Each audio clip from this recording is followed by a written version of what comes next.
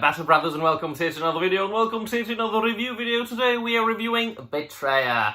Oh yes, by Aaron Dembski Bowden. Yet another installment in the Horus Heresy series. I've just finished the book, and it was fantastic. I mean, I might be influenced by the fact that I've just finished it, but so far it has been one of the best Horus Heresy novels that I've read. Now, and I didn't expect that, since it was about world eaters and the word bearers.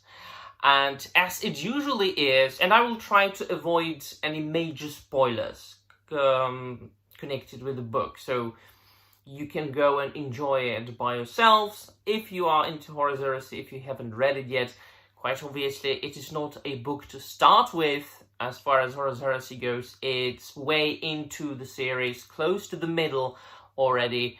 Not quite in the middle, but close to the middle. There are a lot of them. Over 64, I think, novels in general. As it always is with those Horus Heresy novels, I mean, you go into reading something that you think you will not enjoy as much as other books. So, for example, my favorite Legion, quote, later chapter, are Space Wolves, right? So I thought that I would enjoy, and I did, like, Prospero Burns, and then I thought that I wouldn't enjoy, for example, Mechanicum or Betrayer more than that, or equally so. I was wrong. I did enjoy it equally so, because it's not about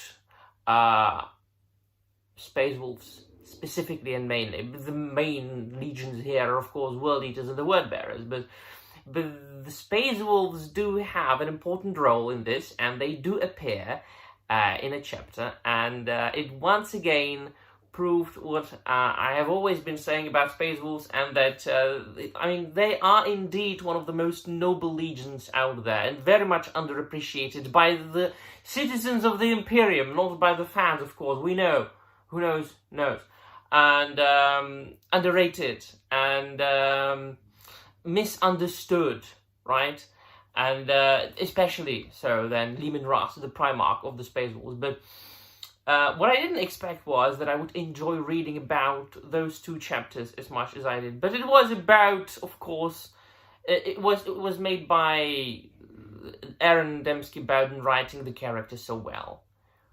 Because Khan and was it Arjel Tar, they weren't or are not, as far as this stage of Horus Heresy, your typical representation of those two chapters, or those two legions.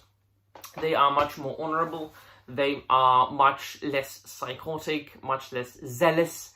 Psychotic being, of course, the case of the World Eaters and their nails, and the Word Bearers, the zealotry, quite obvious, right?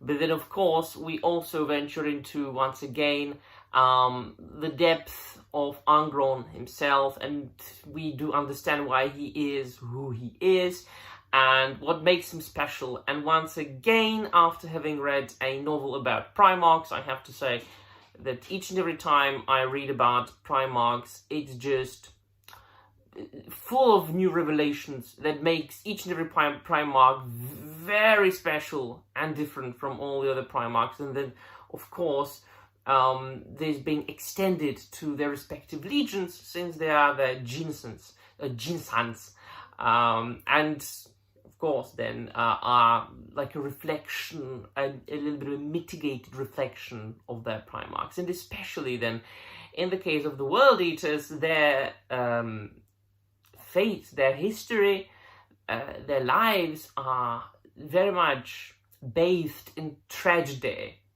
And it started off in a very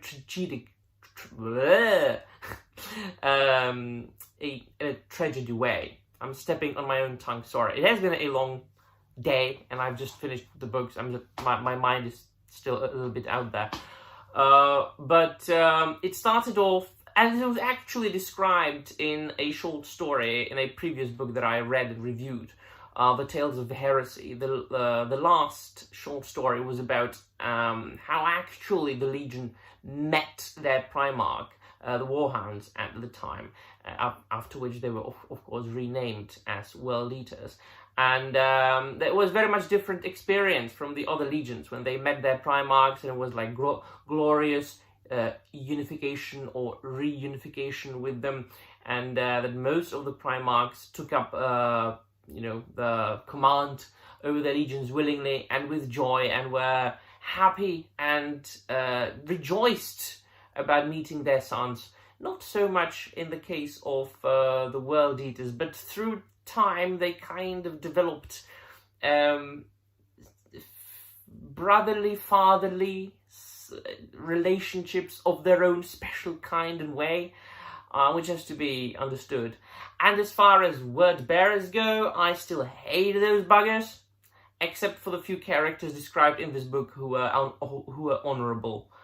But then again, in stories such as these, we know what usually happens to honorable characters, don't we?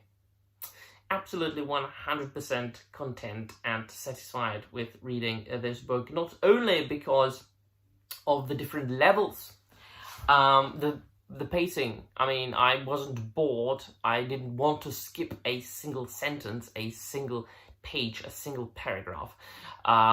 And of course, then the action and more metaphysical and philosophical passages were distributed nicely and evenly. But also, thanks to the fact that we got to know, or you got to know if you read the book, so much more about not only two Primarchs, but two entire legions. And there are a few things in this book that I imagine fans who have been Warhammer 40,000 fans for much longer than I have been over a year and a half so far, but I've managed to read over 50 books in that year, started painting miniatures and stuff, so I'm full in now. But I can imagine people who read the books as they came out and had been Warhammer 40,000 fans for years before that. I can imagine them reading those passages and going like, oh yeah, here we go, because some things happen in this book and in many other Horus Heresy books as well, that those events had been hinted upon before that in White Wolf magazines, in other older novels, or like rule books and codexes, just as a sentence mentioned. Because in the 41st millennium, the events of Horus Heresy are basically legends at this point. So we viewed them as legends, but finally we are reading them in like first-hand experience. And that's every time I encountered something like that, I'm like, yeah, this is I'm like Leonardo DiCaprio in that meme, right? Very good, excellent experience. Let me know in the comments down below what you think. Have you read Betrayer?